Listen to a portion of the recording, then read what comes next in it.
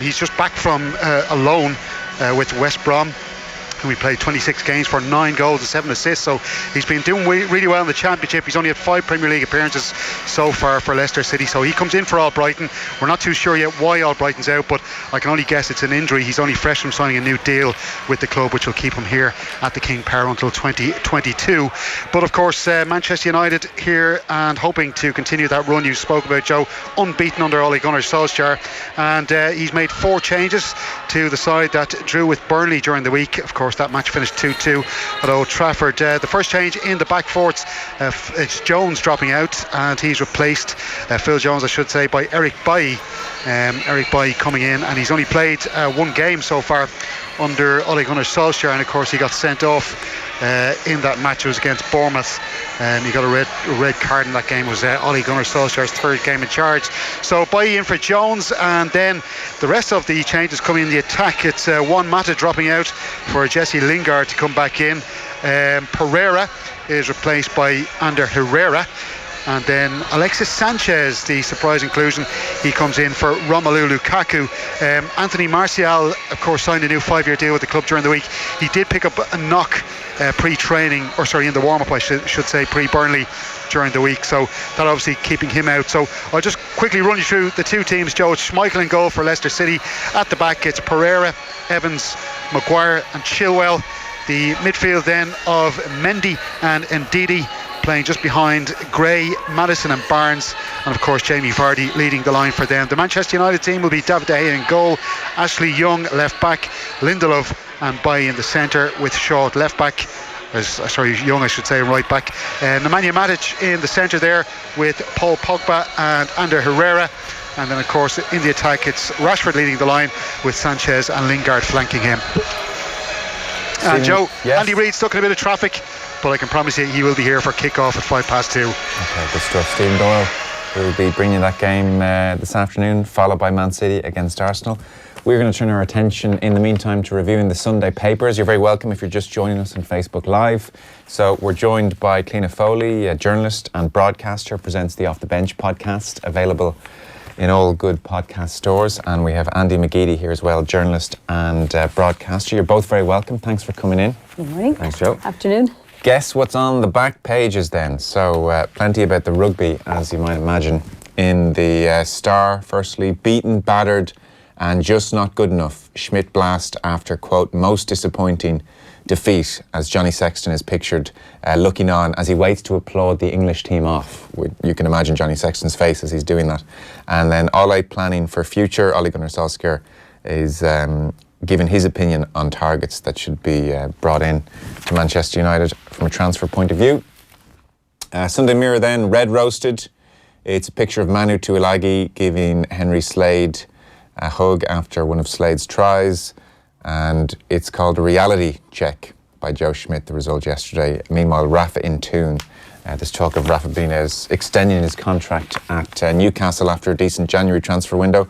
Meanwhile, Sunday World, picture of Josh van der Fleer looking on, hands on hips, silence of the slams. Champs Ireland humbled by old enemy, as Schmidt admits it's a reality check, in a picture of Owen Farrell there applauding the fans at the Aviva Stadium yesterday. Similar theme in the Sun. Joe admits that Ireland were bullied, is the headline in Sun Sport. There's a picture of Gary Ringrose trying in vain to stop Henry Slade going over the whitewash. Ireland 20, England 32. Joe Schmidt admitted Ireland got bullied after they lost their first Six Nations home game on his watch. Such a pity for Schmidt, really. It was an extraordinary home record in the Six Nations for it to go at the death. And then Sunday Times, 3/4 of the page, fantastic picture there. Or certainly if you're an English fan, it's that picture again of Gary Ringrose trying in vain to stop Henry Slade. Reality check is the headline. And Sunday Independent,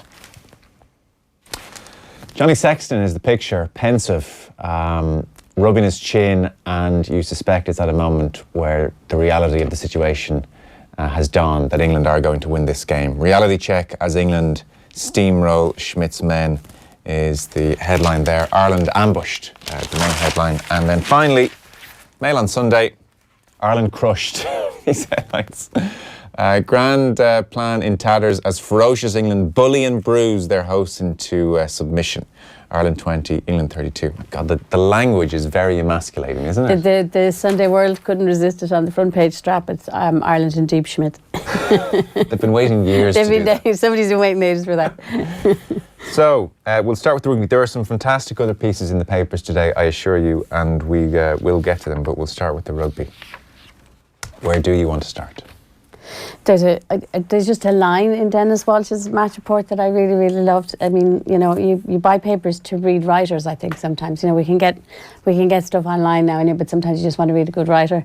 And he has this brilliant line, and he says, in the last minutes, Ireland had possession, they had the ball, he said, but it was in their own 22, and they were like a man trying to light a cigarette with a damp match. And it's just a brilliant image, because you could actually, that was the desperation that was on their faces when they had that possession. They were just like, they didn't want it. They could do nothing with it. Futility about those periods of there possession. There really was, yeah. Peter O'Reilly's good piece, I think, in the Sunday Times.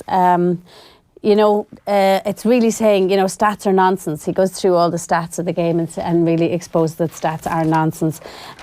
He's a great line as well. He says, the battle of the biff isn't measured by the statos. You know, and size does matter, and size and fitness sometimes matters. You know, if all else is equal, and they were severely out-muscled, and you know, badly. It was amazing, and that aspect of the game was talked about a lot during the week. Tuilagi and the Vunipola brothers, but it was never talked about in terms of alarm. It was just a sense that, well, Ireland will have to plan for this, and we'll have to make allowances for this, but they'll be fine on the night.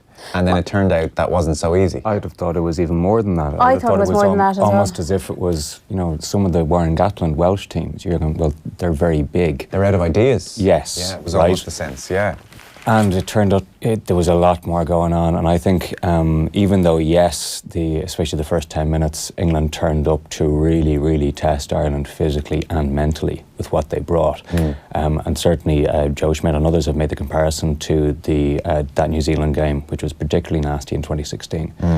They brought a lot more to the table. I mean, that first try they got inside 90 seconds, it was very, very good. And there was a lot that England did yesterday that was absolutely superb, and that was reminiscent of some of the very best Joe Schmidt teams. The way they managed Ireland around the field. Ben Youngs was phenomenal at 9. Absolutely brilliant. Superb. Stephen Jones in the player ratings. Ben Youngs, 7 out of 10. His box kicking was off beam. I don't get it. Honestly, I don't know what game he was watching. I thought the same thing. I couldn't understand his ratings. And if you look at all the other ratings, everybody else gives Youngs really good. He gives McAvinapola, which I've never seen, he gives him 10 out of 10, which I've actually never seen in a rating before. McAvinapola, 10 out of 10, joined the top class of scrummagers. Work rate was unbelievable. His greatest game. I believe he originally put in 15 out of 10, but the sub-editor said no. It's interesting to read the English perspective on it, though, isn't it? Because their perspective is, so this is what England have been trying to do for the last year and a half, and this is what Eddie Jones, and now finally we're seeing the results. You know, their reading of it is that, you know, a lot of the bad stuff that they saw last year was because England were putting in this really heavy training, and that now it's all been brought to them. I really think there's a bit of revisionist history. There is a little bit. There is, though. I would have said. But it's interesting the way their take on it is different than ours, I think. Oh, they're immediately jumping on it. I would have said that with the Stuart Lancaster England teams, we did see a steady progression until their ill-fated World Cup. Yeah. I don't see that with this England team. Now, I remain to be proven wrong. If they keep this going, and if they, in fairness to them, if they keep certain combinations intact and healthy. And fit. And yes. I mean, Itojo is a classic example. Now there's a worry about him next week with that knee. You know, they lost both himself and Cruz yesterday. Yeah. You know, and we have to say then, we were also without people, and you do wonder about the likes of losing, the likes of Tyburn and everything. It's interesting, but there's so many different takes on it. I think that I thought Peter Riley's piece was a good piece in terms of you know, he's balanced about it, I think, and the irony in England's physical dominance yesterday is that it flips all the theories about the respective groups of play, the way the groups of players are finished. So he's saying in England the Gallagher Premiership's always argued to be too hard on them, too physical, and that's the problem, that they come in, they're direct when they come into the England camp, yet they look brilliant yesterday, and yet Ireland were off in Portugal for a week, or whatever it was, a week and a half, and they came in and didn't look as if they were physically ready for it. So it's interesting, that's what he's looking at. I thought that's a good point. There was an attitude about England, wasn't there? There was an intent about them. The only time you really saw Ireland respond in any kind of way to the more peripheral stuff, but it's kind of a telling thing.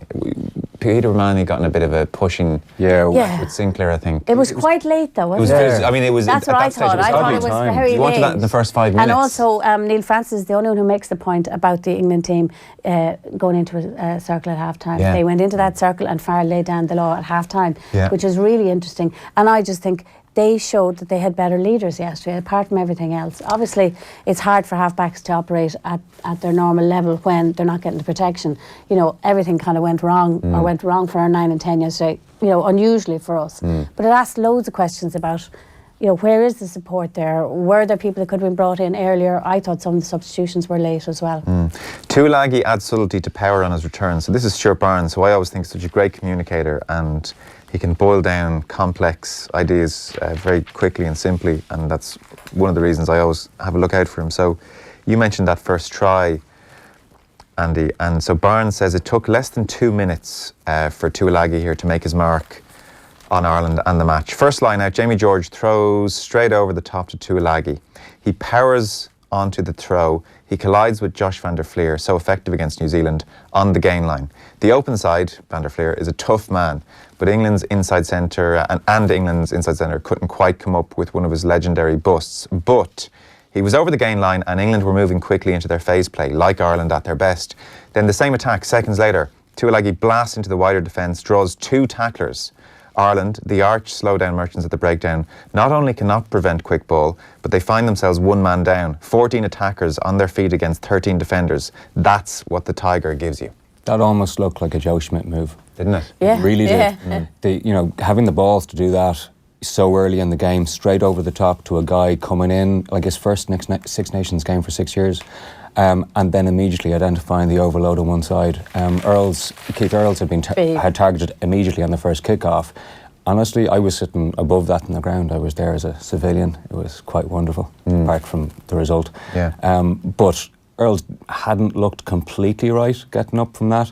He was sucked in, and they took it fantastically well. The first 90 seconds caught Ian McGeechan's eye as well. He's writing, first 90 seconds, Tuilagi, Sinclair carried twice, Vunipola once. England got all their big ball carriers into the heart of the action. That then allowed Owen Farrell to pick an outstanding pass to Elliot Daly, who put Johnny May away. Incredibly well executed, set a marker for what was to follow for the rest of the game.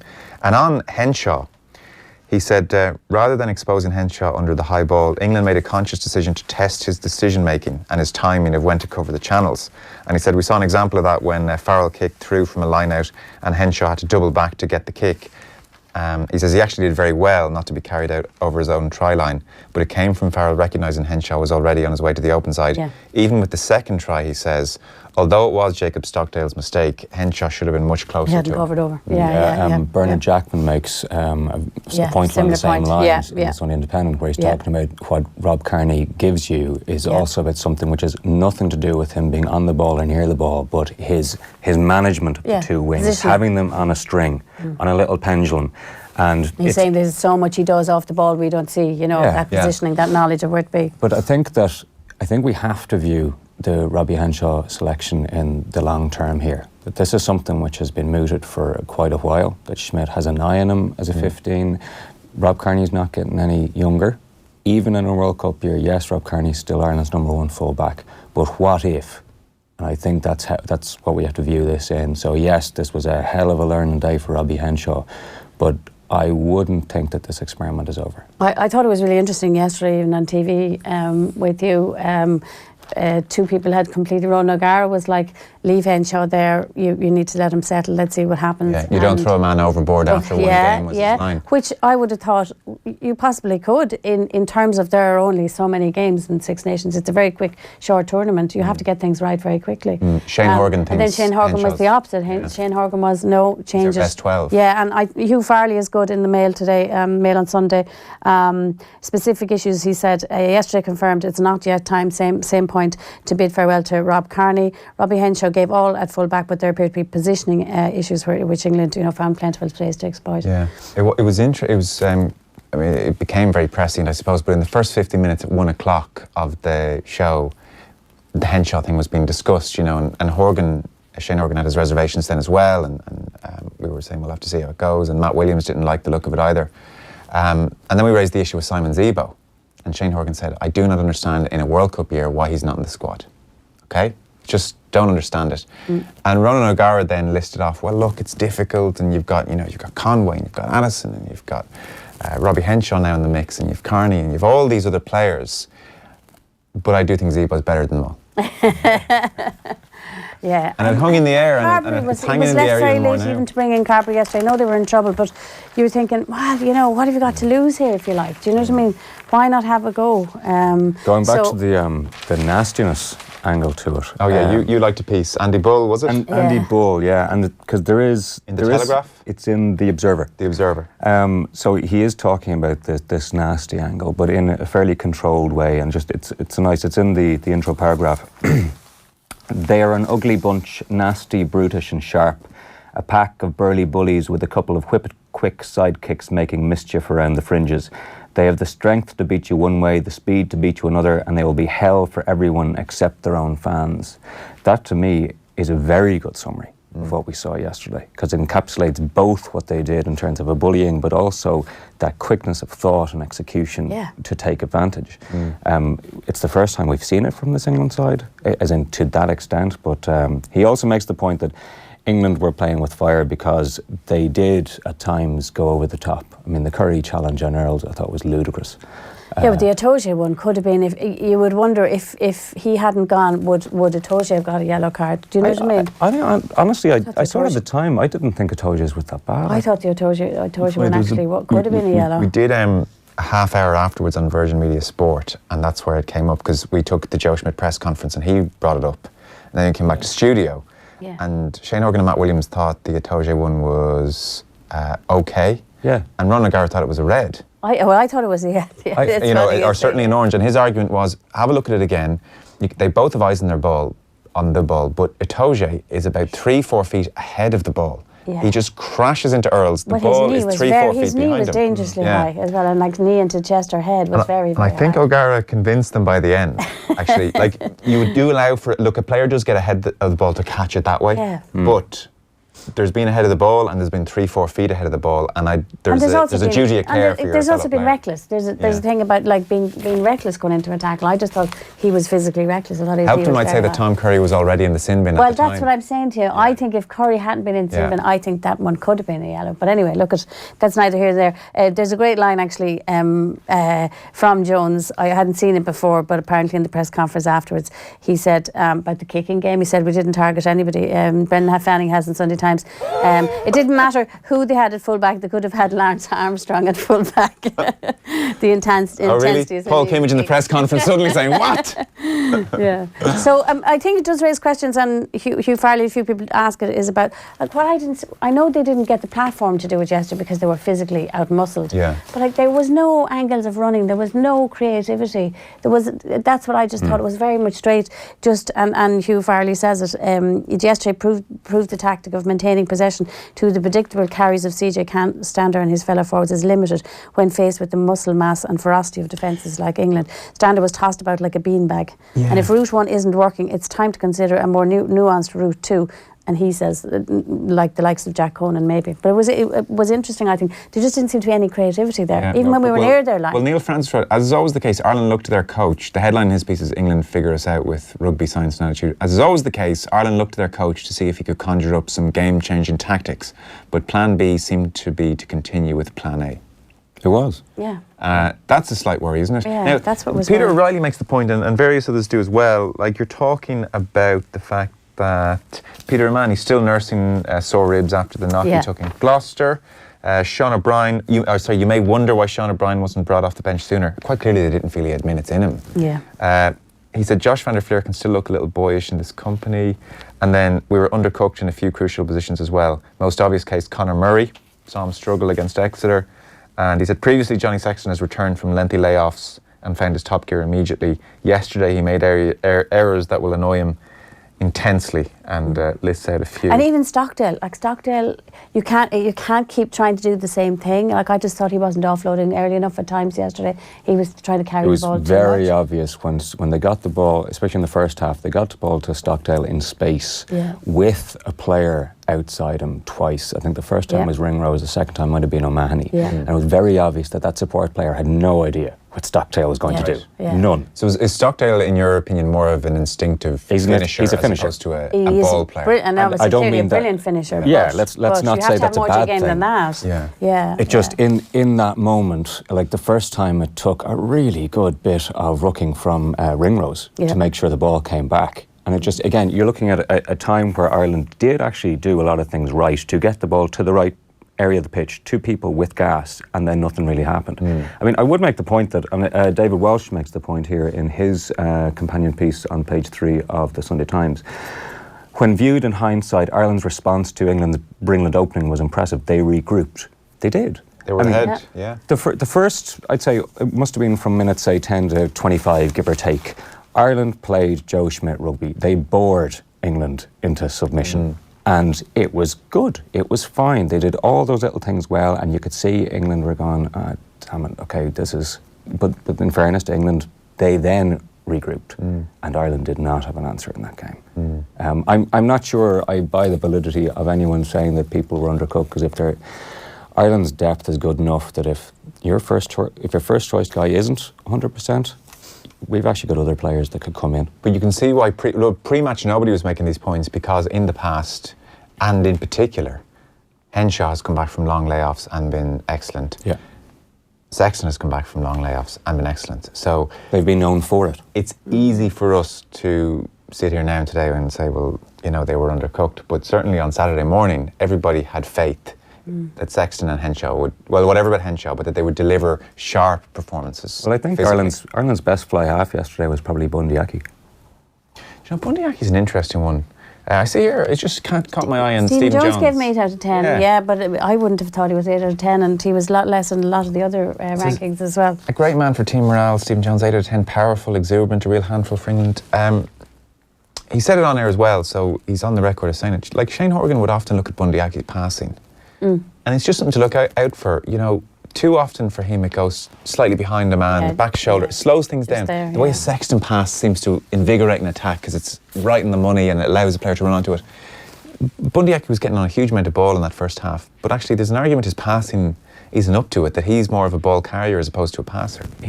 I think, for me, I like when you have that second person taking the ball on. You sometimes see Gray Ringrose take that as first receiver as well, because you give the defence a lot to worry about. When you've got a player standing both sides who can take it on, or even if they're both on the same side and suddenly it does go to Aki first. It's something he's always done for Connacht, for example. But his passing? It's passing. He's got a good range of passing. There's a bit of a wind-up. So perhaps when he's in there all the time, the defence knows what's coming. You know, Conor Murray's passing, I thought, was a little more aware. There's a couple of those that really looked like that point. Yeah, really poor. Francis makes that point, actually, And he slows the game. I mean, he's brilliant when he's brilliant, but I always think if he's not getting the protection, he slows the game down so much that they're on the back foot. Like yesterday, it was very, very slow at times. I know they weren't allowing them to ruck clean ball, but it was very slow. Everything was very slow and pedestrian. But I don't think we'd be saying that if those kicks had been challenged effectively by Irish chasers. But the chasers, yes, I thought it was Ireland's worst kick chase game in a long time. Yeah, but I didn't even think the quality of the kicking. I mean, sometimes he's brilliant. He gets great height and things. You get after it. I just thought yesterday he just looked out. I mean, I think it's a shock when if you're used to being protected at that level and suddenly they're piling over the top, literally at you, you know, and you have so little space. It was very interesting in the stadium as well. The very first opportunity in the first couple of minutes, he had to launch a box kick, and it's always fairly obvious when he's about to do it. First of all, and Schmidt referenced, there were a load of white bodies in front of Murray, as in if you were to chase that kick, you were going to have to almost stop. You were going to be stopped, right? Some of the blocking was blatant. Sure. Well, on the definitely, they've got away with a lot of it. That's the lay of the land. It is. And you have to react, I suppose. That could happen to you. But then equally, it was very noticeable, and all the lads in the studio kind of called it as well. Once it was slowed down enough that England were set, who was in the backfield? There were only 2 or 3 players in the backfield. Billy Vunipola. So the first time Murray looked up, he saw, I presume it was Elliot Daly, but all that was looking back at him was Billy Vunipola in the first minute saying, give it to me. And there's a lot of Billy. And there's a lot of Billy. And actually Murray put that one deliberately out for touch. They were like, that was a good move. But there were so many times where he did look up, and once England were set, it was Billy saying, please, Give it to me. And I thought it's difficult. I thought it was interesting. Schmidt afterwards, you know, when he was saying that, you know, he was hinting really that they got away with a lot of illegality, and I think what he was really talking about was the amount of illegal blocking under the high ball. Some of the there was blocking, a ton of it. Like, the blocking lines were, it actually got comical, where you could they were see literally it in live. circles, half circles around. They were semi-circled protecting the guys. Okay, I don't know. There's a lot going on there, and it is up to. You're right, Joe. I mean, it is up to. Both teams are on the field. There's a relationship with the referee. It's up to the Irish captain and sort of officer corps to have a word with Gareth and say, listen, we can't get to the ball. It's that simple. We cannot get to the ball. Yeah. So, you know, it looks wrong to me, but, you know, I'm just telling you we can't get to the ball. Because there were places where, yes, on another day, Ireland would find a way. And if maybe that involves taking out a blocker and actually conceding a penalty deep in English territory, but just to make the point to the referee, Well, you can't this get is what's there. happening here. Yeah. Okay, if rugby is your thing, you will have lots of reading today, as you might imagine. Joe, before we move on, could I just make a point? Please, in the Telegraph, there's a good column here, the Jonathan Kaplan column, on the referee's view of some of those decisions, because it's not about whether they were right or wrong, but it's about the process. And one of the things he goes into is about the disallowed try for England, the Macavunipolo one. Now, for my money at the time, I thought there was a try all day long, first time up. I thought it was as well. But it was disallowed for double movement. But the point Kaplan's making here is that he said, I've heard in the grapevine that refs have been asked to take matters into their own hands more often and rely less on the TMO than they have in the past. So Gar says immediately awards try. But what happens is that the referee has to let the referee know if they think they've made a mistake. So what Kaplan is saying is that the referee is now looking at that replay, being told by a fellow official, You're wrong. You're wrong. Okay. Okay, and he's looking at it through that lens, which I think is an interesting point. Yeah, that happened in the Scotland game as well. There was it Hoggs that was given, and then there was an element of doubt. And Yeah. they went back. But over the someone. TMO didn't ask for a review. The TMO said, it's fine, it's fine. And actually, the funny thing about that is that that's how, and it's only a very limited thing, but that's how Hawkeye works in the GA, where he gets word to say, you're wrong, look at it, we have to look at that. So the ref is told, that's wrong. You have It's just to speed up the process as opposed to having to go every time. It's interesting how quickly he said that wasn't a forward pass. Oh, with the other, And then looked at the other element of it. The offside. But then there's a footage, it seems, which shows it may well have been offside. Yeah, because it's from it's from the back foot, isn't it? So but they it did didn't look. seem to They have didn't that look at it angle. from the other side. No. Yeah. I don't know. Anyway, For my that money, wasn't what lost us the match. No, I think so. I think we're all agreed on that. So a piece everybody really enjoyed is about St Enda's GAA club. This is Dennis Walsh in the Sunday Times. Yeah. So they're through to an intermediate All-Ireland final. Last week, Joe Brawley wrote a fantastic piece about this. Joe Brawley's piece last week, I was in tears nearly by the Yeah, end. It was really very powerful. really powerful and really emotive. Wasn't it? It was just a beautiful piece. It was class. Yeah, like when he's good, he can be so good, and when he knows the area like that, it was a beautiful written piece. Yeah. But I like this piece this week because, like, if people don't know it, they're a GA club in the north of Belfast City, technically Glengormley, but they have had during the Troubles, they had the most horrendous history of people their members being murdered, the club constantly be burnt down, just a phenomenal history. So for them, and actually the fact that they're in the All-Ireland now as well, the guy who came off the bench in their last game, wasn't that it? You probably have it there in front of you. It's page very 10. good. Yeah, It's- page I'll just 10, hold up a thanks. picture for Facebook live viewers. How St Enda's put the Troubles behind them. And there's a picture there of the St Enda's captain, James McCauley, and the club chairman, Stephen Jennings, with a photo of Jerry Devlin.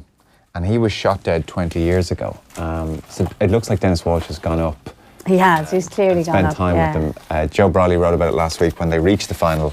So they're All-Ireland, they're Croke Park bound. And, you know, Next weekend, yeah. Dennis talks about going to the club and you see a plaque with Pádraig Pearse's oration at O'Donovan Ross's graveside. And then there is a plaque in honour of Jerry Devlin. That's the photo they're holding up there. So basically, around 20 years ago, he arrived up for a few drinks at the club and he just literally was wrong man, wrong time. It was a random shooting, it seems. He wasn't targeted. And LVF gunmen, as Dennis said, riddled him with bullets. 7 bullets they found in him. His brother Kevin was one of those who found him riddled with 7 bullets. Jerry was the manager of the football team. 4 years before that, the club president, Sean Fox, was shot dead in his home. So it's extraordinary. What Dennis seems to say is this club was there from the 50s. Everything was fine. And then once the trouble started, as Dennis says, the soft targets were hitting both sides. And in Glengormley, that meant the GAA club. So this clubhouse has been burnt down 13 times. Yeah, 70s, 80s and 90s. It was burnt down in 92 and twice in 93, July and then December. And actually he references a really good book, if anybody has never read it. Des Fahey was an Ulster journalist. I'm not sure where Des is these days, but he wrote a great book called How the GAA Survived the Troubles. It's well worth reading. And actually he references, Dennis references that in this piece. There's a phenomenal, I mean, some of the details in it. A guy went up at one stage and he was having a drink, a big guy, Jerry Tank McLaughlin as he's known as locally, and he lowered his giant frame onto a crate because the club they were rebuilding one of the times and they were using a bit of a shebeen. And they saw, a couple of them saw dangling wires and they had to call in the British Army. But actually he was so fortunate, he was so heavy that he crushed the circuits. And the bomb didn't go off, but there was a bomb in the barrel that he sat down on. They found a bomb in the changing room 35 years ago on a match day. Yeah. It really is extraordinary. I don't think we understand sometimes, Joe. No. We don't understand what people in the North have gone through in terms of the troubles, but also we don't understand, I think, what playing GAA means to them and the importance of it. And, you know, there is a tendency in the South to say the mad Nordies, you know, in terms of, you know, when there's club battles and all kinds of things up in the North. But I think you have to go to the North a lot and you have to go to lots of matches in Ulster to understand what it means to these people. And St. Enda's, you know, this is a great piece about what it means for them. And the interesting thing was I interviewed one of them last week, Peter Healy, who's on this current team. He's an Antrim senior footballer. But if you met him and he didn't open his mouth, he's, you know, a young guy. He's studying actuary in UCD. He looks for all the stereotypes, like, you know, a young D4 trendy guy. And then you hear his Ulster accent and he starts to talk to you. But he said to me, none of us, my generation, he said, we don't remember any of these murders. It was, you know, the last one was way before any of us. That was in 2002. Yeah. But he said, if you walk into our clubhouse and you look at the pictures and the stuff on the walls, he said, you understand what these people were through. And Dennis says that the clubhouse burnt down repeatedly. It was rebuilt often with volunteers in the club who might work in construction, you know, so it would be back up again in 3 months, no such thing as planning permission, just done. And there's an amazing scene that you can only imagine. Oh yeah, so Jerry Devlin, who shot 20 years ago, and his brother Kevin found him. They talk about the earthquake of Devlin's murder, went around in waves, and it ties in with your point, Cliona, about what the GAA means to them. So he talks about, you know, there's a lot of people saying, F me, what's it all about, says Niall Murphy, the vice chairman. He says, and then at the graveside, Kevin, his brother, just says, we're not going away. Wasn't even planned. He just screamed it out. Yeah, that really jumped out at me when I read this piece. Take a deep breath after that, you do, because you're imagining, shocking. Like I found myself imagining, like my own, you know, brother. Like that would be the kind of passion that would be there. And again, when you're talking about a murder like that was effectively wrong man, wrong time, but it was a killing of symbolism. You know, and that's what all of this stands for. And again, that symbolism is something you were going for earlier on when you talked about the last person that was killed. So it was actually the last Catholic killed in the Troubles was one of their players. Gerard Lawlers was 18 on July 22nd, 2002. He spent the afternoon in St. Enda's with his teammates, and that evening he was killed on the Antrim Road by a gunman on a motorbike. Philly Kern is the oldest member of the St. Enda's current panel, and he grew up with Gerard. With a few minutes to go in the All-Ireland semi-final, he was sent on.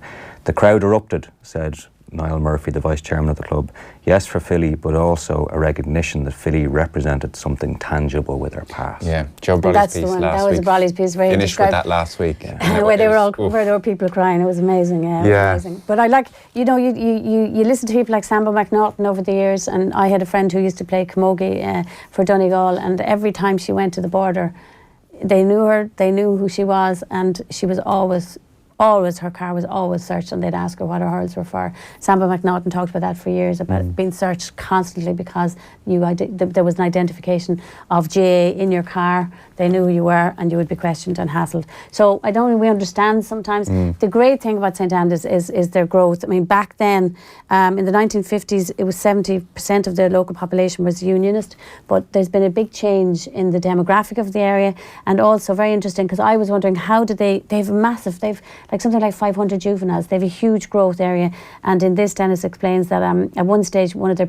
old pitches was rezoned for development, and I think they were able to get some money then. They've rebuilt the club. There's a local primary school in the area, which Joe Borelli also talked about, which is an all-Irish school, and it's a thriving club now.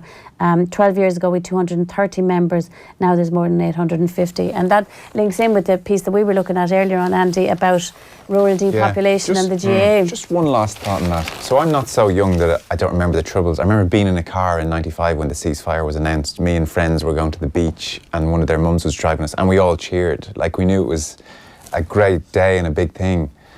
With the passage of time, this just feels surreal that this actually happened. And also incredible. And in the context of Brexit, exactly. In the context of the possibility of a hard border ever coming again. That's what emotions it would stir up. When I finished reading that piece, I read it again to make sure I hadn't missed this, but not once does Dennis Schwaltz use the word Brexit.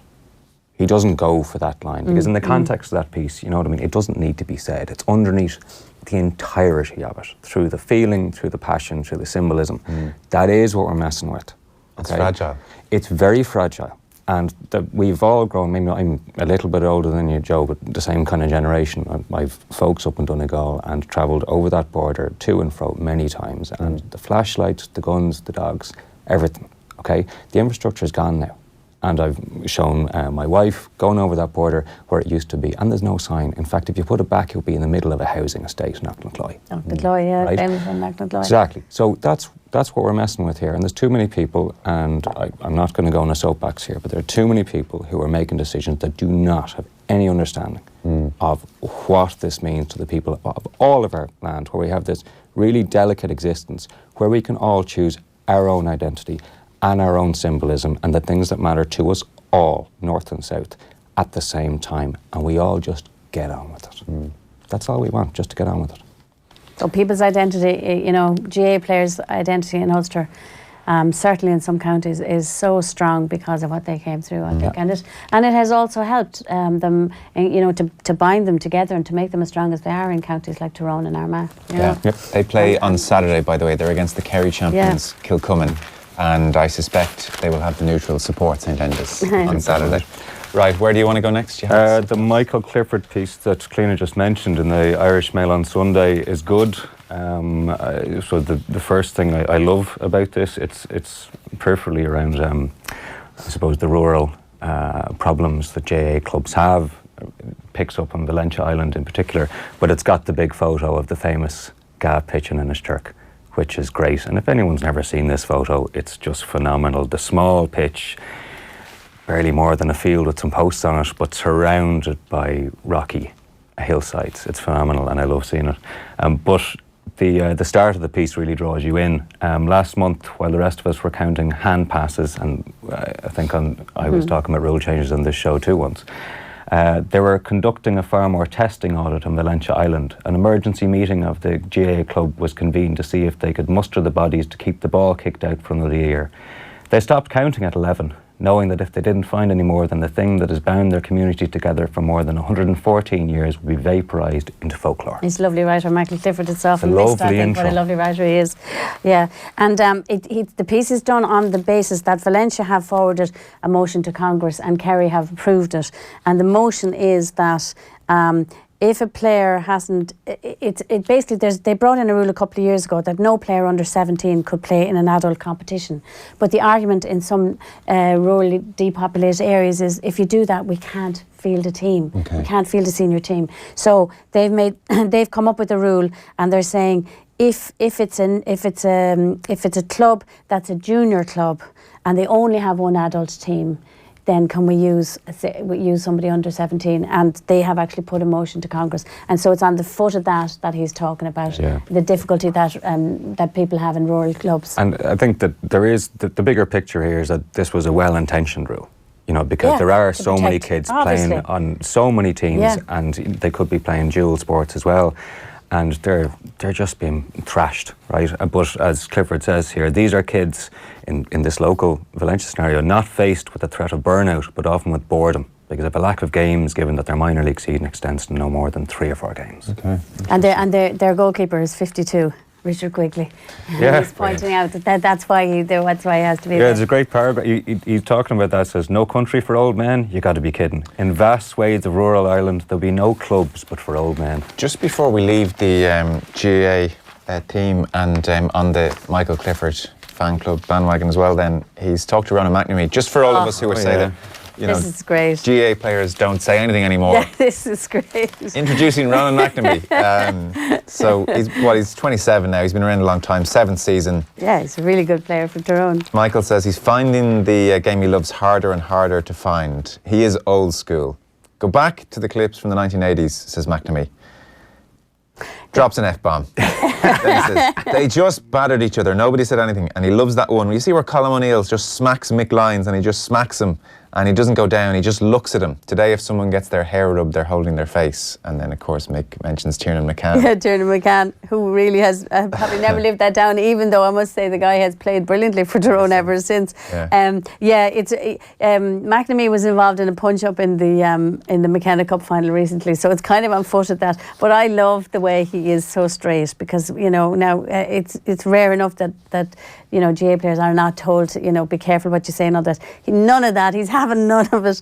And he's really, and he also has a go at the pundits and says, look at the pundits, look what they were at in their days. And he says, Colm O'Rourke was no saint when he was playing, but if anyone lifts a hand now, he seems to have something. Same about Kieran Whelan. His elbows were sharpened on a grinder for years and there was never anything said about it. And you can just hear him saying that with the Tyrone accent. It's brilliant. Elbows sharpened on a grinder. It's a bit of poetry. But you know what I do? Tells you everything. He makes a really valid point here, which is one that I really sympathise with him. And that is, he says, is that the punditry in hurling, for instance, is always how brilliant everything is. They're constantly promoting hurling as a brilliant sport, and the boys that are doing the punditry are building it up all the time. And this is so true. There's such a snobbery, and this whole thing about, there's never a dirty stroke hit in hurling, clearly, when you listen to or watching people covering it, it's very rarely that really they will say that, even though it's very clear that there's a lot of cynicism in hurling and people are being fouled all the time. But it's so fast sometimes I think people don't see it. But I do think there's a great deal of cynicism in hurling, but it's such a beautiful game, we can't even say that. I still laugh. One of the first times Tommy Welch was on the show was an under-21 game that wasn't being televised, so we were going to him for updates in the evening, and there was a sending off. And I said, so what happened? It was, I don't know, I think it might have been Cork Wexford. It doesn't really matter. And Tommy said, look, there was a high ball in and they both went up fairly. I think the sun might have been in, your man's eyes, and I thought, just clash of hurls, and referee just decided, might have been dangerous play or whatever. But anyway, look, it's a great game, and off went. So later that night, I'm watching it back. Honestly, this fella nearly decapitated the other fella. He just swung through him, nearly took off his head, and I was like, Tommy couldn't bring himself to, talk about this horrible Tommy once stroke. managed to clip a referee, didn't he, himself? But there is that thing of it, and McNamee is, he's not having it because he's saying there's a real hypocrisy here. First of all, nothing happens now, but it's blowing up into a load of things. And secondly, why is there this hypocrisy? But I think in that respect, though, actually, so I understand he's saying with the footballers, it could be the best game of football you ever play, and they'll pick something out, scrutinise it, break it down, and try and diminish what you've just seen. It's almost as if they want football to be overtaken or left behind. Okay, I accept that to a point. There is an argument that maybe the hurling punditry fraternity need to just come and meet the footballer ones halfway. Yeah. Why was there no black card in hurling? For me, there's a ton of people get taken down really cynically in hurling, and because the rules different. Michael Dignan and others will, in fairness, talk about the sweeper is not good, and people might disagree with it or agree with it, but at least he's not saying everything's great, it's all amazing. So there can be an element where in hurling, Jesus, it's not amazing, it's amazing, it's great, it's great, it's great. There's a balance to be struck. It's very difficult to strike the balance, especially, look, probably you're on live TV, you have 3 minutes to talk, you give your opinion. It's all hard. But there is that little bit of a there is difference, that I think, in divide, how yeah, it's analysed, definitely. I think it's more than that. I think McNamee wants them to praise the physicality, wants to He praise wants does. it He back now. clearly Oh, no, he wants wants that that. back, He yeah. does, yeah. So he's talking about the international Yeah. rules series, which I think this is a weird example to pick, but he's saying the first time the international rules series came over here, they absolutely killed each other, and people watched it because it was physical, and people got hurt. Yeah. You know, I know what he's saying, right? There was always a degree of we watched the international rules For the fights. yeah. But it's also a reason why it almost died again. No, I'm disagreeing with them on the bring back dust-ups point. You can't do that, but I think... He's not, in fairness, he's not really saying that. No. But what he is saying is, and he's saying the McClifford best says, game of football. he's not for lawlessness to prevail, but the bar to be raised to allow football to breathe again as Okay. a physical contact fair sport. enough. I think that's probably a good summary Well, of it. you've got the same paragraph at the very end, where he's talking about there's no middle ground. Yeah, that's That what he says. Any kind of handbags is blown up into a disgrace, when actually it might just be a bit of handbags. And you know what? That's okay. That's not a great headline if you're looking for clickbait, though. It's not great, though, is it? No. There's no middle ground. Oh, a nuanced point of view from a footballer. No. But I like it. I like it coming from a current player as well, you know, and I just think it's... We can all say, they great. say nothing, but Yeah, great. some of Good them out on there you. have stuff to say. At least he's expressing a view. Yeah. So what we're going to do here, we're going to round off the papers and continue it on Facebook Live with Cliona and Andy. On the radio, we're going to take a short break, and then on the far side, if you want Leicester against Manchester United, then Stephen's going to pick it up there. So to our radio listeners, if you want to keep listening here, Facebook Live or any of our social channels, and we're going to pick it right up. Or if you're looking forward to Leicester and Man United, then it's on the way in just a moment's time. And voila, the radio listeners have disappeared. Our Facebook Live listeners are all still here. We just continue. This is the magic. Wow. The magic of the modern Magic world. of technology. Yeah. Are there any last GA bits? Not really. There's quite a long piece by Barry White in the Business Post. And I think it's probably worth reading alongside the McClifford one. Okay. It's quite long. It's talking about the problem of debt at club level in the GAA. This is not my area of expertise, so I'm reading this. I find it quite interesting, but to be honest, I might be missing the entire point. It's as if there's another piece to come afterwards, but there's a lot of detail in here. Yeah, the one thing that confused me about it, and he was talking about it, he's talking about it in the context of something that happened in Round Towers, and says, you know, kind of seems to, you know, a club in Kildare, a really famous club, I think it's Den Ryan's club, and he talks about a history that they had in sort of applying for grants and things not being completely kosher and them getting picked on. I'm not sure where he was going with it as well, and also particularly because it's all in the context of John Horan last week talking to the Shannon and things were asked about money and all the rest. But he does point out that that it has been clarified recently that the GA requires any club now they require them, anybody borrowing more than 75 grand to be ratified by the county board, debts up to 150 grand to be ratified by both the county board and the provincial council, and anything over 150,000 to be ratified by Croke Park. But I suppose it's in the context of, you know, Kildare in the past, Galway currently, county boards having problems, but he's saying it isn't just county boards that are getting into debt, it's clubs. And I wasn't quite convinced of where the argument was going in the end. No, maybe where it's just my reading of it. Where he goes with the figures is interesting, because he's talking about the combined debt across the counties was approximately, I think it's 60 million, 23 million related to Cork development of Páirc Uí Chaoimh. On top of that, GA has a scheme whereby counties deposit any surplus money to Croke Park. This has produced a sum of around 33 million, which can be sent to counties that find themselves with difficult deficits. But these figures relate only to the county boards. They don't have the club figures in. So it's the 4,000 clubs. So I think what he's getting at is that, broadly speaking, there's enough stories that are both known and suspected that there is potentially still, 10 years after the crash, a debt tidal wave that needs to be managed, and perhaps they simply do not know the big picture of right now. They don't know the depth of it yet. Correct. Yeah, so it feels to me like a piece that might have a follow-up in its future, to actually tell us more of what this is, because I certainly am left, I need an extra paragraph at the end to pull it all together for me, who isn't a GAA expert. Okay. Aiden O'Brien is a footballer. I remember being at a game, I don't think which one it was. They all blended into each other after a while under the O'Neill Keane era. But it was definitely one of the latter ones where O'Neill was in a bit of trouble. And Aiden O'Brien played for Ireland, and Stephen Hunt was doing co-commentary for us, and I remember him just pointing out O'Brien and saying that he remembered O'Brien coming through at a club or trying to make it in the game around the time that Hunt was at the same club, and Hunt said he always kept an eye out for young Irish internationals coming through, and he was saying this guy's done so well to make it that maybe he wasn't so sure he was going to make it, so he's obviously worked incredibly hard in his game, and he was delighted to see him playing for Ireland. That was why he always stuck in my head, because, you know, we were watching it with our arms folded going, oh, another great, let's see what this guy's going to do. And he's not up to much, yeah. And Hunt said, no, look, okay, he's not Ronaldo, but actually for him to have made his career, he's done so well. And then you read this piece with David Sneyd, and great piece. You have that sense 10 times over. David Sneyd has a real habit of, in the world of football in particular, where it's hard to do anything different or to get access to interesting people. He's just on a really good run at the moment of doing has done some great stuff. Some he clever goes and pieces. Talks to people, and what he does really well, and it's not the first time, is he goes to them. He goes to them where they live or where their home place is, and he describes it and he tells you about it. And I think it's very hard for us sometimes to identify with people who are declaring for Ireland in any sport. We just hear, oh, they have an Irish granny or whatever it is, or relations. But we don't actually know where they're from, and we can't see it. This piece is really good. First, it's a great headline. First of all, straight out of Islington, which is a great headline. Aidan O'Brien talks knives, drugs, and the life of crime he managed to avoid thanks to family, friends, and football. So right away, you're in. You're in straight away. Great headline writer for whoever subbed it. It's a great piece. And he meets him at Holloway Road station, and he talks about just the difference in the gentrification of that area, plus what also exists in the area. And he has a great description of this area of North London.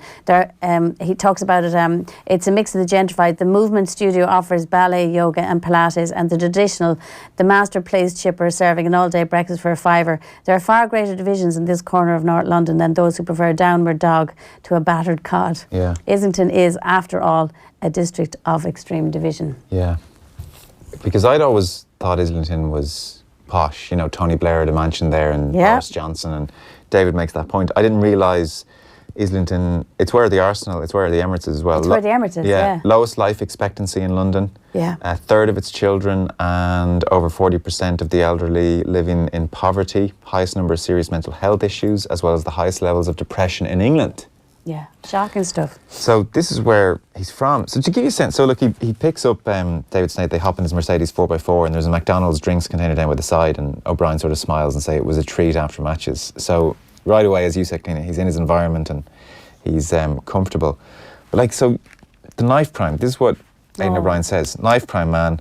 Everyone had a knife. We'd be sitting here. So they're driving around Islington. We'd be sitting here. We'd turn around, and up there at the other end, there'd be 30 people coming towards us in hoodies, some on bikes, just different gangs he's talking about. There'd be dogs.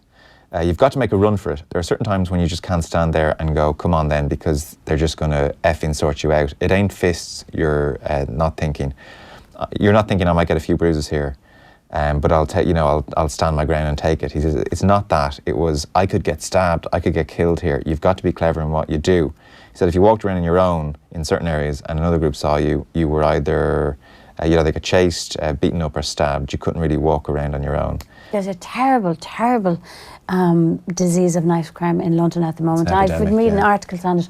A lot of the Sunday magazines in England actually in recent months have written about the percentage of knife crimes. Just, it's horrendous. There's a gang culture in London, in parts of London, and obviously he grew up right in the middle of it, and he regards football as what saved him and stopped him getting involved. And he stops at one point, so he walks him around his whole area, which is lovely. You really get a feel for it. And then at one point he stops to talk to Donovan, a Jamaican guy who influenced him, who was one of the guys who helped him when he was younger.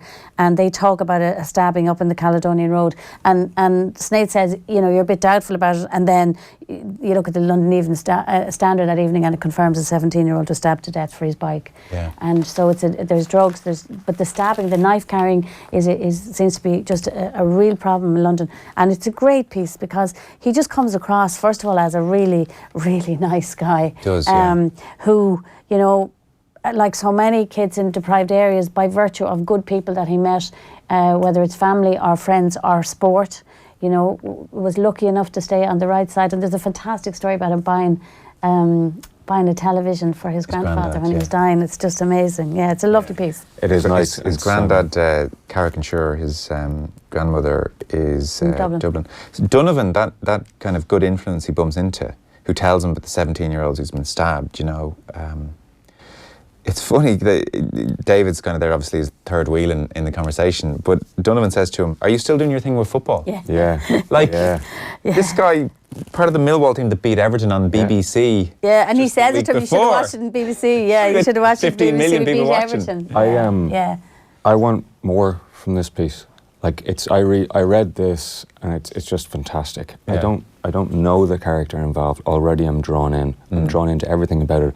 I want to know more about Donovan. This to me is a magazine piece screaming to be told. Yeah. It's 5,000 words. It's big, going into depth about the place, about the person, and about everything around him that's brought him to where he is today, because it's there. Yeah. It really is there. Along with Dennis Walsh on St. Enda's, for me, they're the two pieces in 6 months I'll remember from today. Yeah, You know, it's a great piece, yeah. They're really good. He had a trial with Arsenal and he was told he was too slow. I think that was Hunt's point, like this guy didn't have all the raw materials. But he scored the goal that got Millwall up to the Championship. Yeah. He's now playing Championship football. Yeah. He scored against Poland, and he said, I swear when I scored that goal against Poland, both my grandparents, who've since were passed away, they were both watching. Nobody can tell me they weren't. And is really just talking about his career now in terms of providing for his family. I can't afford not to be in this job. And that's what he's out to do. Is kind of his mum still lives in a flat in the area. He's trying to get them out of Islington, you suspect. But at the same time, it's like, you know, that awful tower death, the Grenfell Tower, you know. Again, that happened in a part of London that you had this image that was really, really rich, but it existed, coexisted side by side, and this area is the same. And as you say, it's the place that Emirates Stadium is as well. So I think it's a really interesting piece for anybody who's interested in soccer, and also that understanding where some of these people who declare for Ireland, where they come from, and that's influenced them. It's one of the things we miss a lot. We always, you know, why are the rugby team flavour of the month? Because, well, a lot of them live in Ireland, or we know them, we know their stories, they're seen all the time. And we do miss this bit of where these people outside the island come from. Yeah. What makes them? What makes them? I mean, he's saying here that the Irishness was never foisted upon him. It was just there. Yeah. We don't get that. We do not. There's a fundamental part inside this that does not understand that, and it should be explained to us. And Liam Miller again. recently did a great interview, and that was exactly his point as well, Andy, which was that, you know, it was never fake Irishness. We were Irish. We felt Irish, and he says the same thing. My mum had 4 sisters and 5 brothers. Must have had 40 cousins. When we went around the house, it was all Irish. Yeah. We are an emigrant nation. We have a diaspora that it's one of our great things we give to the world, and this is one of the times where we get something back through sport to the people who they put roots somewhere else, but the home, even though physically is somewhere else, the home is Irish. And I don't think we get that. And stories like this are good. Them, don't you? They are great, and we need more of them. Yeah, no, it's brilliant. The sad thing is probably, you know, PR people and all the handlers would say, oh, don't be doing interviews, but actually the next time Aiden O'Brien plays for Ireland, now you know who he is and where he's come from. Absolutely, absolutely. It's what you want to read. So that is honestly really, really, really, really good. It's nothing as good as a piece, but there's a piece as a Josh Cullen, the Paul Rouse piece in Sunday Times today. Again, speaking to a guy. And he was a good mate of Declan Rice's, isn't that the one? Yeah. And again, it just gives you some insight into it. But this is the piece to read, I think. Yeah, it's outstanding. Super Bowl. Are you both up watching tonight? Oh, I am. Okay. Yeah, definitely, yeah. Okay. Are you a hardcore every Sunday night American it used to always be the same weekend as the Basketball Cup finals in Ireland, and so everybody would go from the Basketball Cup finals and wrecked and then go home and still watch the Super Bowl. Yeah, I watched the Championship games this year. They were brilliant, and I don't always get to watch it depending on what else is on, but look, you can't miss it. It's what you want from it. We were just talking about this outside. If you're not an NFL, you know, nut, and you don't follow it hugely, which I don't, you do want a nice simple guide to it sometimes. And you came across a few of them, Andy, didn't you? Are you a nut? Are you an NFL nut? Used to be, and then time moves gloriously on, and I don't have time to be anymore. So I'm actually in the place where I know that previously I would have been a hardcore fan looking at all of the writing all through the year and wanting like deep analysis and sod your, layman pieces. Now, this year, I'm firmly in the layman camp. So I was looking, knowing what I was, I know who I am. Self-knowledge is good. And you know how much the NFL nuts hate you as well. I do, yeah. So I'm okay with that. 5 things to bluff your way through a pub conversation. on the Listicles. NFL. Let's hear it for the listicles. Tom Brady's ageless, says Andy McGeady. Yeah. But that's what I want. So I was looking through, I had a little note saying, right, how do people cover the Super Bowl this year with that in mind? Because it being on a Sunday night here, it's perfect for the Sunday papers. Bluffers, guides, etc. Telegraph do it well. It's Alex Finnis here talking about what he calls the decisive areas in tonight's Super Bowl. And they're just small little sort of 50, 60 word bullets on things to look out for in the game. And it's really concise and really good. Good. Okay. So mark that one. The Mail on Sunday, we talked about Peter I think Caroline. it's great, yeah. It's really good. It's short, but it's packed full of information and it's well written. Kind of gives you the narrative you want to know about, really, from both sides, don't you? Yeah, quite the story. Head coach Bill Belichick. You see, the nuts will think, why are you telling me who Bill Belichick? But anyway, Bill Belichick, he's coached in the NFL since 1975. He's won 2 Super Bowl rings as defensive coordinator of the New York Giants in the 1980s. He's been at the Patriots since 99. Tom Brady, his pick, the 199th pick, and it's the Rams they're up against, and that's Sean McVay, total opposite end of the spectrum. Yeah. At the age of 33 is the youngest coach can we just pause? to reach. He's 33. It is disgusting. I know. It's wrong. The youngest coach to reach a Super Bowl, Sean McVay. He's like a wonder kid, and he has some nice stuff from McVay. Belichick has been texting him all year after games. That amazed me that they were texting each other. I thought, Just to say best of luck, well done, good job. Yeah, I don't think that's going to happen in a lot of sport on this side of the world, is it? No, it just shows you what that life, that gilded life inside the NFL is like, really, Yeah, but it's good. It's not the in-depth. No, Eamon Sweeney takes it a step further, which I think is a good piece, very good piece. So he gives you a load of the narrative. So he gives you a little more detail about McVay. He talked about the Todd Gurley thing. So if you read his piece, you're going to find out about a few of the kind of the narratives that you should be watching for tonight. So I think this is actually a good piece. Right. I like this attention? one. Obviously he talks about Brady, but he also talks about the fact, they're not playing this Gurley. They haven't played Gurley. There's a big argument. Is he injured? Is he not injured? Why are they not starting him and all the rest? Then he talks about, he talks about the great championship game where Brady really pulled it out of the bag against Patrick Mahomes, which was one of the greatest. The last quarter I've never seen a quarter like it. It was the highest scoring quarter I think ever, and it was just unbelievable in a playoff history. It was just an unbelievable night, and I thought Brady was kind of finished, and in that last quarter I just could not believe what he did, and Mahomes was brilliant. So it was like watching 2 brilliant scrum halves, and one outdoing the other one, but they were both Mahomes is completely young guy, next generation, and then he's talking about this is Jared Goff, who is the quarter I think, isn't he the quarterback for the Rams? And he's the guy, he's 17 years younger than Brady, and he was born up in the same area, and he has only 3 players threw for more passing yards than Goff this season, and Brady wasn't one of them. So he gives you a few narratives to be watching around it and fills in, I think, some of the interesting stuff about it. I think Sweeney's piece is good. So it's the back page of the Sunday Independent, and it is good. It's written quite well, in that it tells you what is going on tonight and also what got both teams there, but in quite a clever way, in quite a subtle way. It's not doing an ABC noddy version, but it's telling you why these things are important. And also, in fairness, when you're watching the game, if you're like me, who hasn't been able to pay attention to every snap during the season, these are some of the things that they will reference during the commentary, and it'll make me feel less like an idiot. And he's very good on Brian Flores, the defensive coach for the Patriots, and about where he's come from.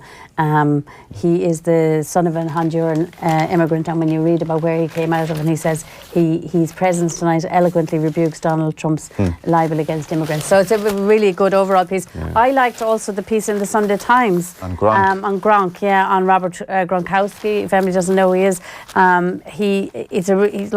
he's the tight end. He's this famous tight end for the Patriots, and he's kind of indestructible.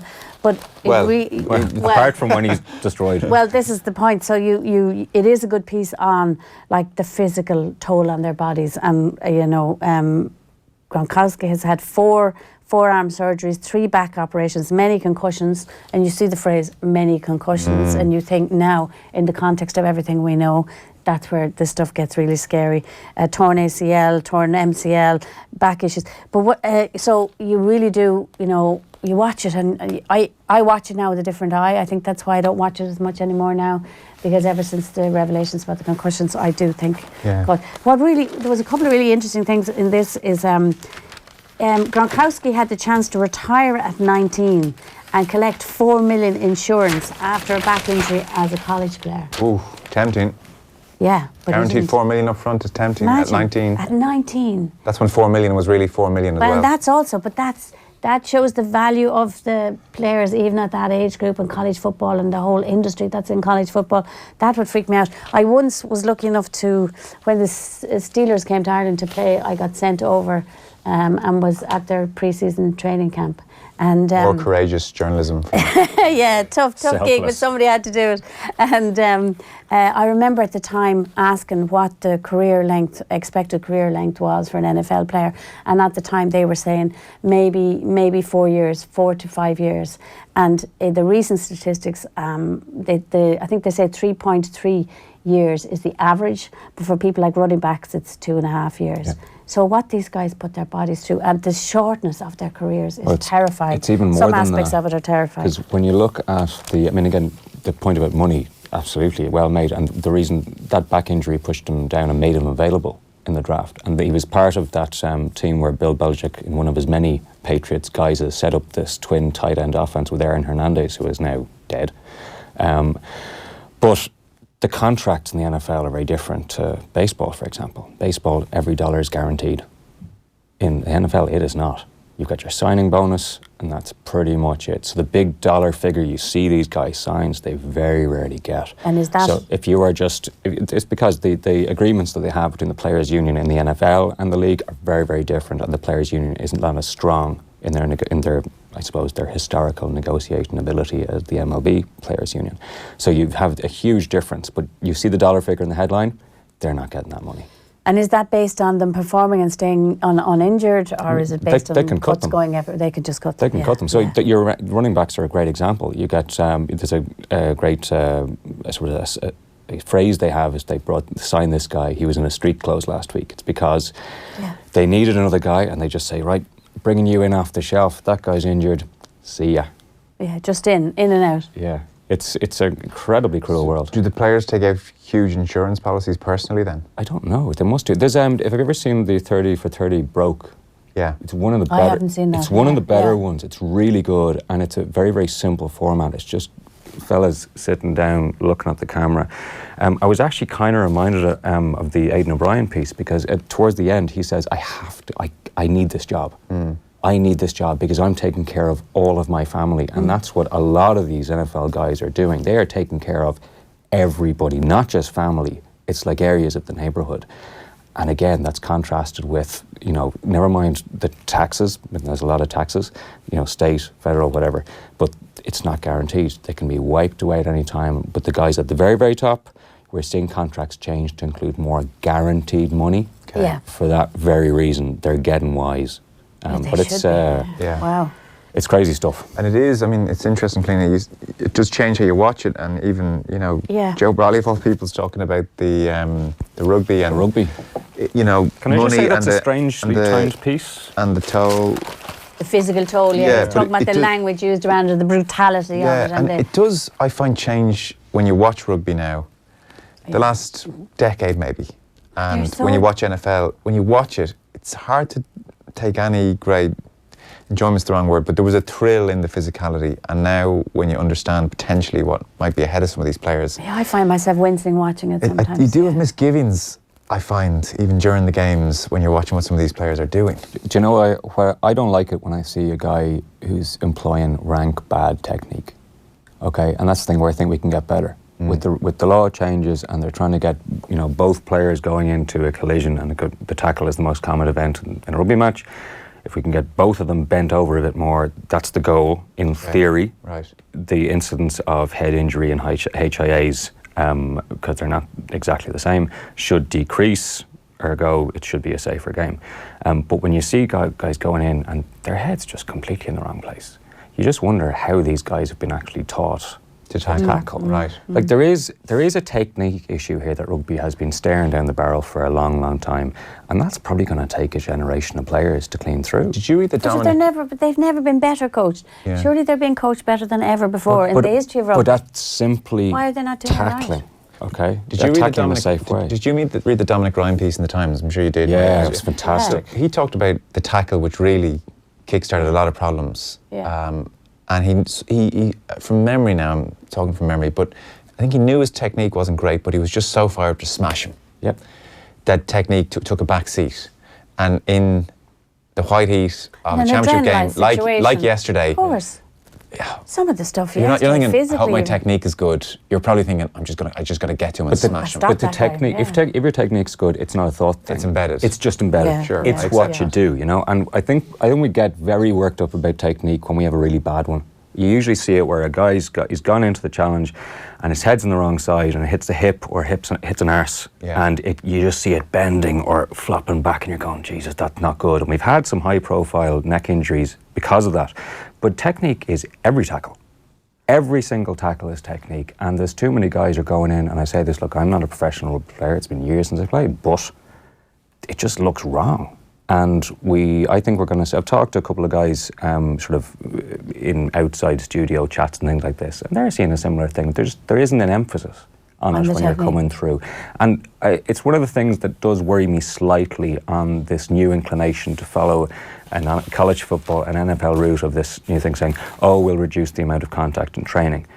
Now, yes, injuries can happen in training, but if you can't practice your technique... Can't learn your technique in training. I wonder, is that a good thing in the long run? Yeah, I mean, Raleigh quotes, of course, it does, and it must be quoted, you know, the recent deaths in France. And We're they talking were 4 in very, France, very young. yeah, and 1 in the And they Southern were very Hemisphere. young. You know, they're still learning their technique, you presume, as well. But I mean, his headline is over the top. Rugby is a sick business where cash comes way ahead of human cost. I think that's... Like, I think there's an element, we've said it before, there's an element of danger in all sports.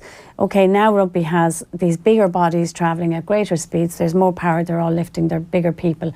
And there are instances, and that's where with the NFL with me, sometimes I'm going, oh no, I can't, that's too much. But at the same time, there's lots wrong with lots of sports.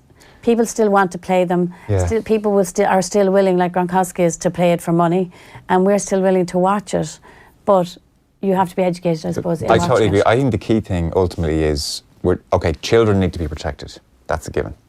And so if a sport is inherently dangerous, then that's a priority. And minors need to be protected. But then there does come a point where informed consent. Yes. As an adult. And so rugby, NFL, once they're upfront about the dangers, and if people still want to do it, there is a point at which informed consent does... Well, that's where the NFL got itself into trouble, because as soon as you are in an area where you know about something but do not pass on that knowledge to the participants, you are in a very bad area. And when you talk about children, let's not forget that, you know, kids go into hospital from playground. We have lots of different statistics on concussions and various injuries, and at that very low end, it's only when we get to kids being about 15 that there's a tipping point. Right. In rugby specifically? In a lot of sports, actually. But again, New Zealand's an interesting place to look at because they've got, the US would hate this, but they've got a central system for all hospital admissions. So when you go into your hospital, there's a central insurance company. So they've got all the data on all the admissions, and it includes if you're a professional rugby player, if you're an amateur, if you're a kid, where you got the injury, how bad it was. It's a massive database, right? And you they've done research and taking out all that data and stratifying it and saying, right, how risky are certain sports? And their tipping point says, right, when you get to about 15, 16, that's when rugby becomes a little bit more dangerous than some of these other sports and activities. Not just sports, but activities that people actually play. But yeah, I thought the headline and around some of this was a little over the top. It is interesting that in England they have discontinued a trial of lowering the tackle height in a lower ranked competition cup. So that it backfired, didn't it? Yeah, why? They don't know why, and that's the interesting thing. And I think it was a championship cup. stand to be corrected on that, but it was supposed to be a season-long trial, and they have discontinued it halfway through the trial because they noticed that in their data gathering that the level of head injury had increased. And therefore they said, right, we'll discontinue this. We're not sure why this is happening. It could be a law of unintended consequences. It could be the players have been so used to going high that when they try to go low, they actually don't know how to put their head in the right place anymore. Right. We don't know yet. But it'll be interesting to see what that tells us about the shape of that effort in rugby. And are you optimistic as a huge rugby fan and someone who likes looking into data and hard numbers to back up your arguments? Are you optimistic that rugby can find a way in 10, 20, 30 years to stem the very genuine and valid concerns that people have about the game? Or do you think, you know, we've had a lot of people on the show, Eddie O'Sullivan, you know, various very smart people in the game who just say, I'm not sure I see a way out here for a game that's just so inherently physical. There's a couple of bits to this, right? So one thing, just to be upfront about it, I have 2 small kids, boys. I would like them to play rugby because I think that when you're small, when you're young rather than small, it can still be a game for all shapes and sizes, and that's a good thing. The fella who's 6'2" when he's 12 can take the field with the guy who's barely 4'11", and there's a role for them both. And at that age, again, they're a bit bouncy, a bit bendy. It should be fine.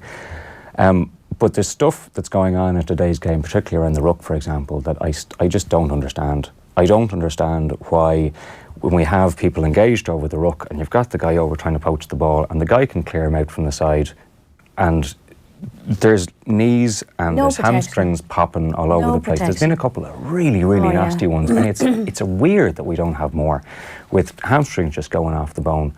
And they're flying in on the clear out. There was that's a bit that I don't get. The tackle's one thing. If we can reduce the height of players going into the tackle, that's great. That hopefully should be a thing, and it is the most common event on the field. The second most common event is the breakdown of the ruck, and there's people flying into that still. Referees have got better at picking up that no-arms missile that goes in where there's no attempt to grasp at all.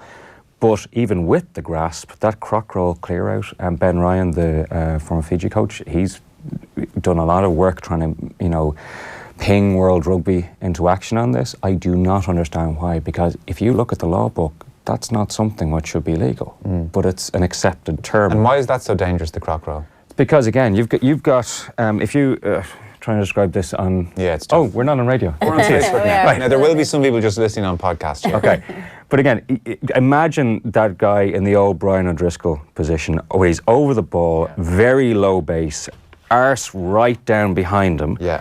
And he's got his forearms right down over the ball. Yeah. Okay, so he's got in first. He's not part of the tackle. He's trying to get that ball, and then you get a guy from the defensive team coming in from the side and using kind of like a judo move to get an arm under, not around the neck, but around the shoulder, and use his own weight to bring him over. Now, the side of the tackler's body is actually resting against part of that defending player. I'm getting mixed up. Just call him O'Driscoll. O'Driscoll's leg.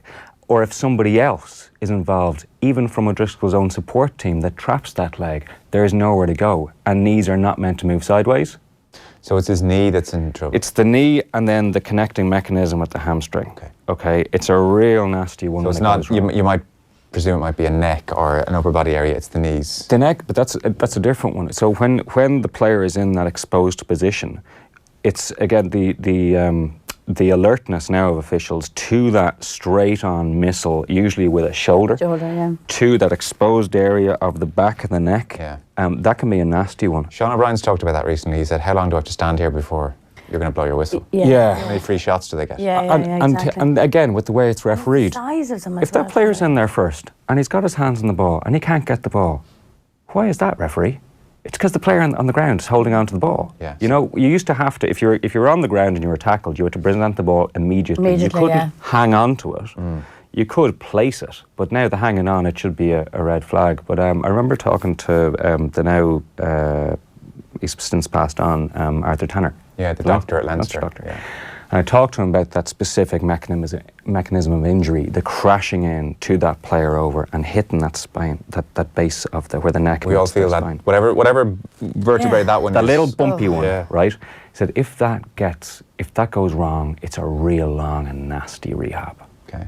And he was all in favour of, I'm not breaking any sort of posthumous confidences here, he was all in favour of trying to clean up that area of the game. And thankfully, I think they're trying to do better now.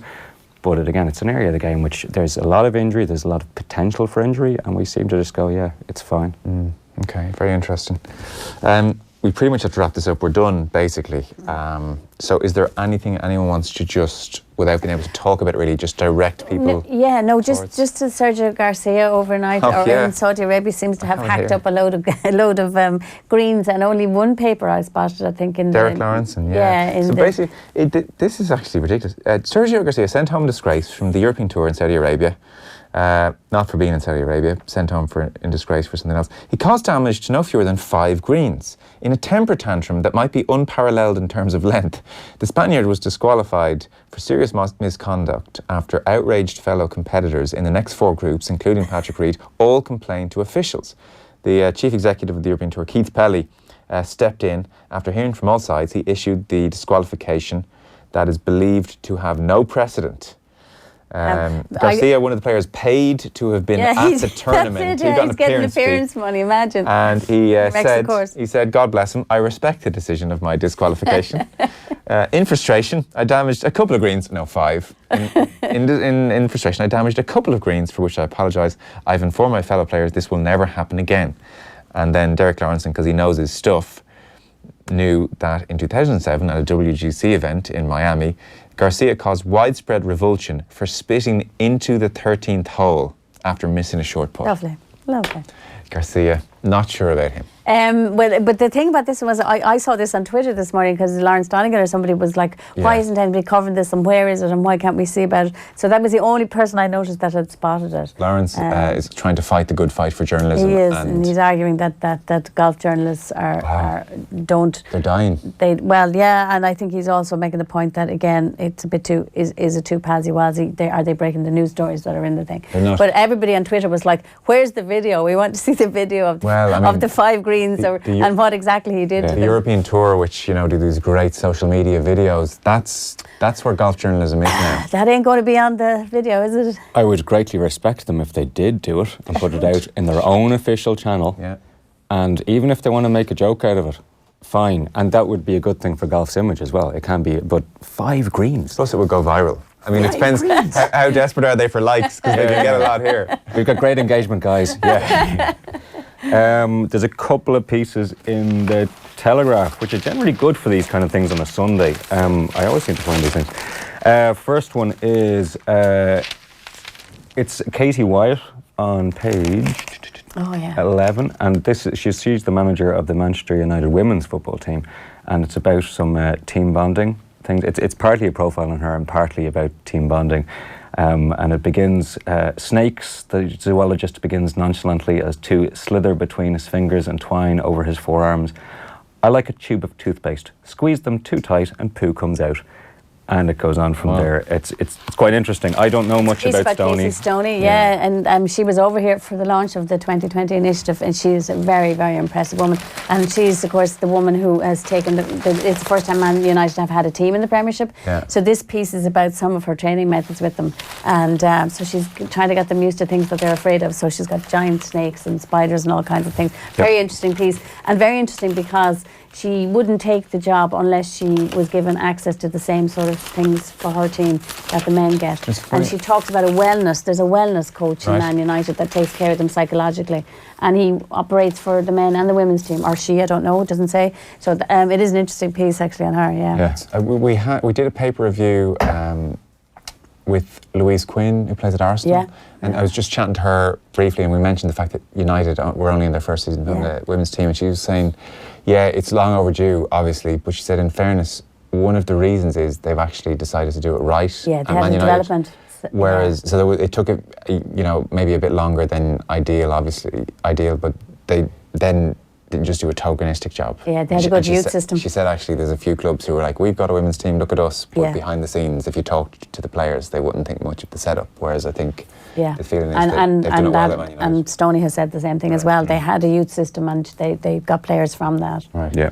The back page of the Telegraph, piece by Jim White on Mercedes Gleitze, the first British female to swim the Channel, is really interesting. Okay. It's really good. It's worth anyone's time to look it up either online or just buy the damn paper.